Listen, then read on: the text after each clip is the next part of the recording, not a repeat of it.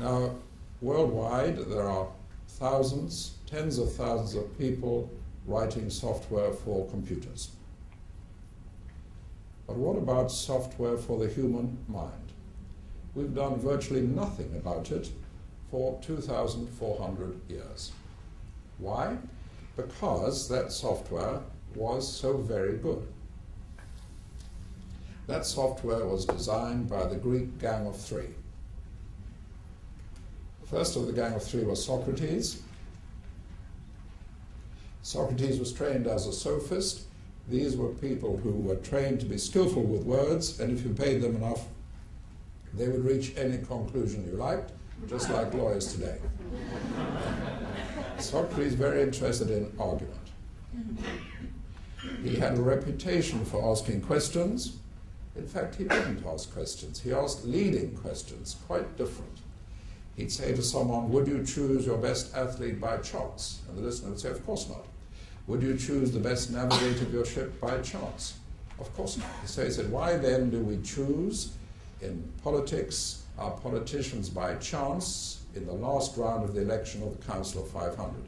Totally ignoring the fact that they chose their politicians by chance to avoid factions, bribery, corruption, which had nothing to do with navigators and athletes.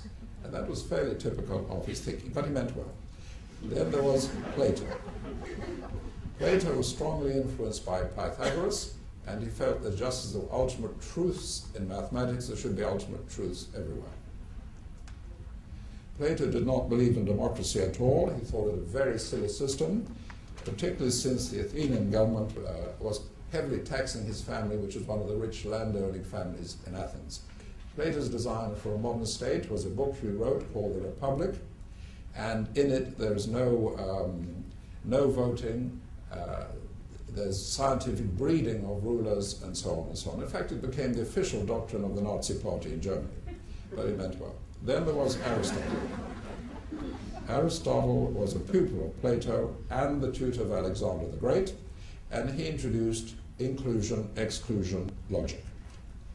For example, Aristotle believed that men had more teeth in their mouth than did women. And although he was married twice, he never asked either of his wives to open their mouth to count their teeth. He didn't need to because he knew. How did you know? Because with horses, the stallion apparently has more teeth than the mare, so he established as a general principle that the male of the species has more teeth than the female, therefore he had more teeth than his wives, and that was easier than counting, and they probably had bad breath anyway. So what Aristotle did, he said, from the past, let us create boxes, categories, definitions. Something comes along, we judge, is it in the box, is it not in the box? Cannot be halfway, cannot be anywhere else. So from these three, we developed our basic software for thinking, which is excellent. So good that we've never, ever thought that it might not be enough. It's excellent in the same way that the front left wheel of a motor car is excellent. Nothing wrong with it at all. But if you believe that all you need on a motor car is a front left wheel, there's something wrong with your belief, not with the front left wheel. Standard thinking is very much like this. Imagine a doctor in his or her clinic, and a child is brought in with a rash, and the doctor has to figure out, what is this? Possibilities: sunburn, food allergy, measles.